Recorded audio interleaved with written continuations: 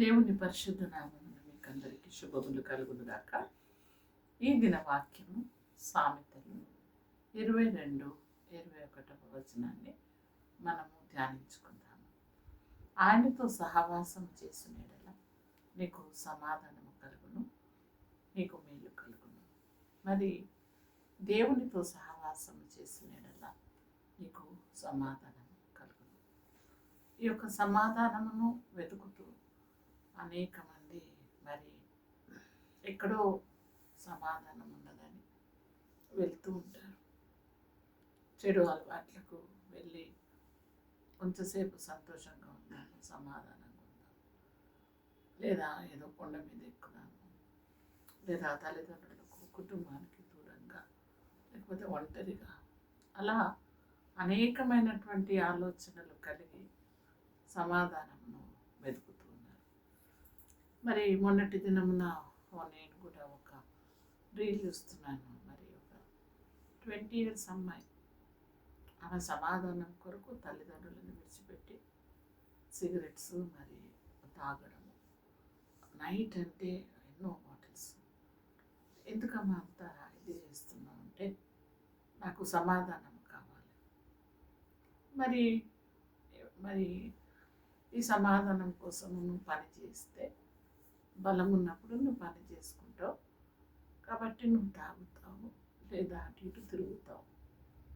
కానీ మరి ఆ తాగడం వలన సమాధానం అటుంచు, కానీ లేనిపోని రోగాలు వచ్చి హాస్పిటల్స్లో పడి మరి అటు చావలేక, ఇటు బ్రతకలేక, అటు పని చేసుకోలేక, మరి ఆ జీవితము ఇంకా ఎంత ఘోరమైనటువంటి జీవితాన్ని, నరకాన్ని మనము డబ్బులు ఇచ్చి కొని తెచ్చుకుంటూ ఉంటాం. సమస్యలను, మరి అసమాధానమును, గొడవలను, మరి మనసు నెమ్మది లేనితనాన్ని మనము మన సొంతగా మనం తెచ్చుకుంటూ ఉంటాం. మరి వీటన్నిటి వలన ఎక్కడో సమాధానం ఉందని కాదు, ఎందుకంటే మనలోనే మనసు ఉంది. మరి నువ్వు ఎక్కడ ఏ దేశంకి వెళ్ళినా నీ యొక్క హృదయము నీ దగ్గరే ఉంది, నీ యొక్క తలంపులు నీ దగ్గరే ఉన్నాయి. వాటిని విడిచిపెట్టి పోలేము కదా. కాబట్టి వీటిని మనతోటి మోసుకొని వెళ్ళాలి.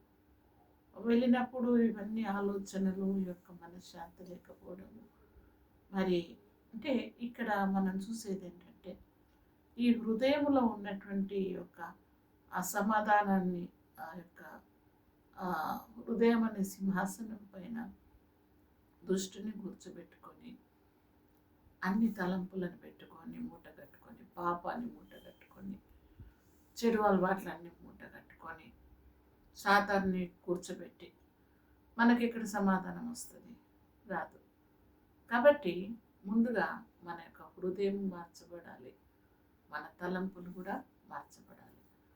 మరి సరి అయినటువంటి స్థలంలో, సరి అయినటువంటి మరి ఎక్కడ మనకు సమాధానకర్త, ప్రిన్స్ ఆఫ్ పీస్ యేసుక్రీస్తు ద్వారా మరి ఈ లోకమునకు సమాధానము, మనకు కూడా శాంతి, సమాధానమును దేవుడిస్తానంటున్నాడు. భయంకరమైనటువంటి లోకంలో ఎక్కడ అబద్ధాలు, మోసములు, దొంగలు, మరి అబద్ధికులు, మనను వెక్కిరించేవారు, మనను అవమానపరిచేవారు, ఇటువంటి పాపముతో నిండినటువంటి ఈ లోకములో మనుషులు వెతుకుతున్నది సమాధానం కొరకు. దాని కొరకు ఎంతో దూరం వెళ్ళి ఇల్లులు కట్టుకుంటున్నారు, ఒంటరిగా ఉంటున్నారు, కానీ సమాధానం అనేది లేదు.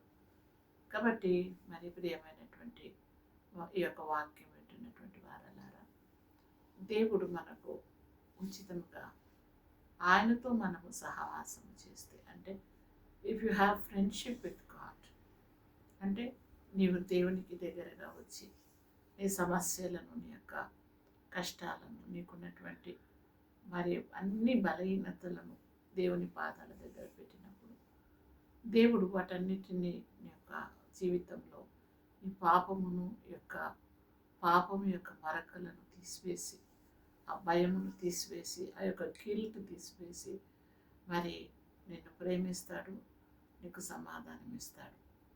సమాధానము ఈ లోకం ఇచ్చేటటువంటి సమాధానం కాదని మరి దేవుని వాక్యం సెలవిస్తుంది. ఇది లోకంలో కొన్ని వస్తువులను కానీ ఏదైనా కొనుక్కుంటే కొంచెంసేపు సమాధానం అనిపిస్తుంది, సంతోషం అనిపిస్తుంది, తర్వాత మరలా మన జీవితము బాధగా అనిపిస్తుంటుంది. కానీ దేవుడు మరి లోకం ఇవ్వనటువంటి సమాధానాన్ని మనకివ్వడానికి ఈ లోకంలో ఆయన ఉన్నాడు, వచ్చాడు. ఆయన పేరు యేసుక్రీస్తు, సమాధానకర్త అని ఆయనకు పేరు. ఆ సమాధానపు ఊట దగ్గరికి, ఆయన దగ్గరికి మనం వచ్చి ఆయనను తెలుసుకున్నప్పుడు ఆయన మరి మనకు సమాధానం ఇస్తాడు. మరి ఇది అయిష్టంగా ఉన్నా ఇష్టంగా ఉన్నా దట్ ఈస్ ద ఫ్యాక్ట్. అంతే, ఇంకా సమాధానం ఎక్కడ నీకు దొరకదు. కాబట్టి మీరు మీ జీవితాలను పాడు చేసుకోవద్దు. అది చెడు అలవాట్లకు పోయేది కొంచెం సేపటికి బాగా అనిపిస్తుంది, కానీ మీ యొక్క జీవితాలు పాడైపోతాయి, కుటుంబాలు సొసైటీ పాడవుతుంది. అటువంటి జీవితము మనం జీవించి, ఎందుకంటే ఎవరైనా సరే నలుపైన తెలుపైన ఏ మనుషునికైనా సరే ప్రతి వారము దేవునికి మన జీవితం ఇచ్చినటువంటి జీవితానికి మనం లెక్క అప్పగించవలసిన దినం రాబోతుంది. కాబట్టి మంచి జీవితాన్ని పాడు చేసుకోవద్దు. దేవుని దగ్గరకు రండి, దేవుడు మీకు సమాధానం ఇస్తాడు. దేవుడు మీకు శాంతి సమాధానమును అనుగ్రహించునుగాక.